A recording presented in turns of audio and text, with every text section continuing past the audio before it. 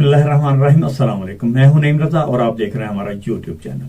नाज़रीन, अगर आप चाहें तो हमारे इस चैनल को सब्सक्राइब भी कर लें और साथ में लगे इस बेल आइकन को भी हल्का सा प्रेस कर दें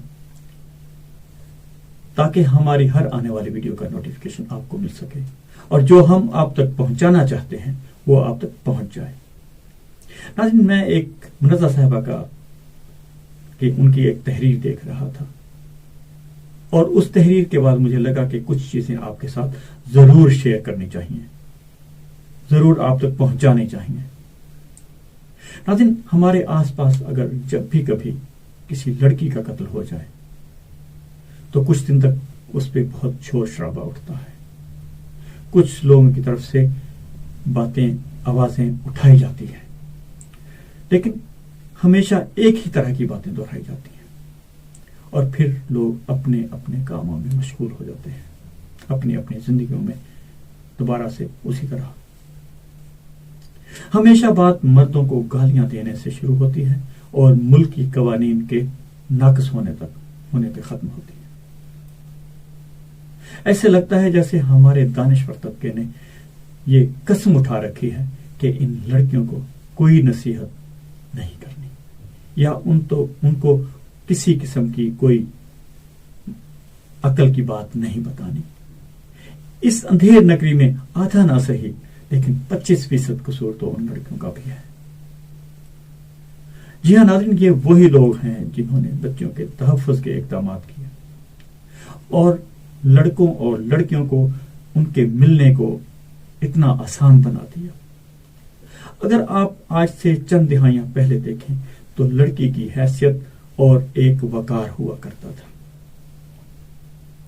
जी हाँ नाज़रीन, लड़कियों का एक मकाम होता था, एक मयार होता था, आज भी है, लेकिन अक्सर हम देखते हैं कि बहुत सारे ऐसे मंगनी के बाद भी मंगेतर की रसाई इतनी आसान नहीं हुआ करती थी। लड़की एक खासे की चीज हुआ करती थी, लेकिन अब तो ये हालत है कि इधर राब्ता हुआ नहीं और उधर लड़की लड़के के साथ अलग से मिल रही है और उनके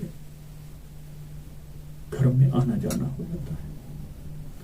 यानी अपनी लज्जत अंदोजी का हक वसूल करने के लिए ये सारी हदें पार कर देते हैं। जब ये सूरत हाल होगी तो इस्तेमाल करने वाला नाज़रीन मूली गाजर की तरह काट खाएगा।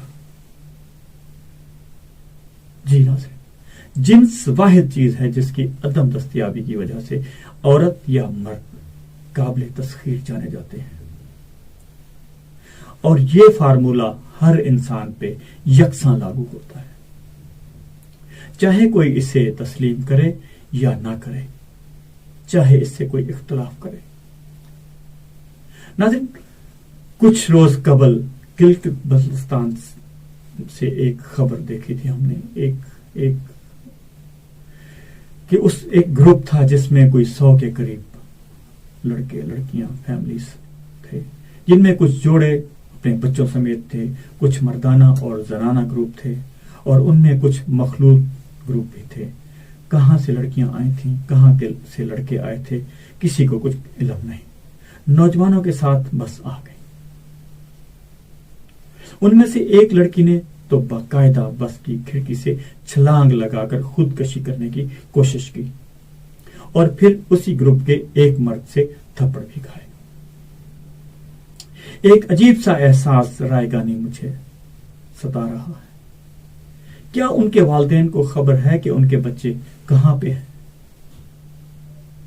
क्या उनके वालिदैन को पता है कि उनके बच्चे क्या कर रहे हैं, किसके साथ हैं, उन पर क्या बीत रही है?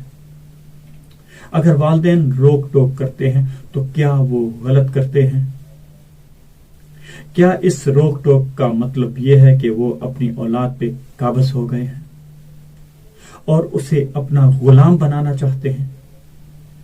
या इस रोक टोक का मतलब उससे बेपनाह गजबनाक समाज में अपने हिफाजत की कोशिश करना है, यानी इस समाज से अपने बच्चों को बचाना है?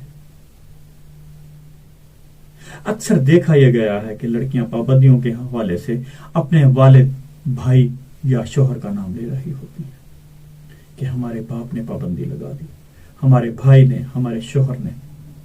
سوال صرف یہ ہے کہ اگر آپ کسی جرم کی شکار ہوتی ہیں اور ہسپتال یا تھانے کچہری میں پہنچا دی جاتی ہیں تو وہاں آپ کے ورثاء، جی ہاں ناظرین، تو وہاں آپ کے ورثاء کے بارے میں جو سوال کیا جاتا ہے کہ وہ کدھر ہیں، ان کے ورثاء سے مراد کون لوگ ہیں؟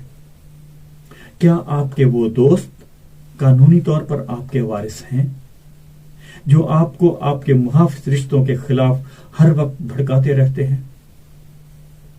کیا آپ کے دوست آپ کی وجہ سے تھانے کچہری کا سامنا کرتے ہیں؟ کیا آپ کے ان دوستوں کی وجہ سے آپ کی بدنامی ہوتی ہے؟ کیا انہیں گھر سے باہر نکلتے وقت لوگ تنزیہ نظروں سے گھورتے ہیں؟ نہیں، کبھی نہیں، کبھی ایسا نہیں ہوتا۔ اور آپ کا جواب بھی ناظرین یہی ہوگا۔ وہ رشتے جن کے ساتھ خونی اور قانونی طور پر آپ جڑے ہیں، وہ آپ کے ایسے کسی بھی فعل سے براہ راست متاثر ہوتے ہیں۔ یہی وجہ ہے کہ یہ رشتے آپ پہ پابندیاں لگاتے ہیں، کیونکہ ان کا مقصد آپ کو قید کی بجائے آپ کی حفاظت کرنا ہوتا ہے۔ وہ پابندیاں لگا کر آپ کو قید نہیں کرتے، وہ آپ کی حفاظت کرتے ہیں، وہ آپ کو محفوظ بناتے ہیں۔ اگر وہ لڑکی اس وقت کھڑکی سے کود کر خودکشی کر لیتی تو کیا ہوتا؟ زیادہ سے زیادہ 2-3 دن تک شور مچتا اور بس۔ لہذا یہ زندگی ہماری ہے، جی ہاں ناظرین، یہ زندگی ہماری ہے، اس کی حفاظت ہم نے خود کرنی ہے۔ اس کی حفاظت کی ذمہ داری ہم پر ہے کہ ہم نے اس کی حفاظت کیسے کرنی ہے۔ اسے وقار ہم نے خود دینا ہے، اسے قابل احترام ہم نے خود بنانا ہے۔ ہم یہ سارے کام سمیت اپنے جسموں کو اگر دوسروں پر چھوڑ دیں گے تو دوسرے لوگ اس کا استعمال اپنی مرضی سے کریں گے۔ ناظرین، آپ سوچیں، غور کریں اور اپنے بچوں کو سمجھائیں، بتلائیں کہ آپ ان کے دشمن نہیں۔ اگر آپ ان کے اوپر کوئی پابندی لگاتے ہیں تو آپ ان کے ساتھ کوئی دشمنی نہیں کر رہے، آپ ان کی حفاظت کر رہے ہیں، آپ ان کو محفوظ بنانا چاہتے ہیں۔ اپنے بچوں تک یہ باتیں پہنچائیں، ان کو سمجھائیں۔ ناظرین، آپ کو اگر آج کی ہماری یہ ویڈیو اچھی لگے، پسند آئے تو اسے لائک شیئر ضرور کیجیے گا۔ ملتے ہیں ایک اگلی ویڈیو میں۔ اللہ حافظ۔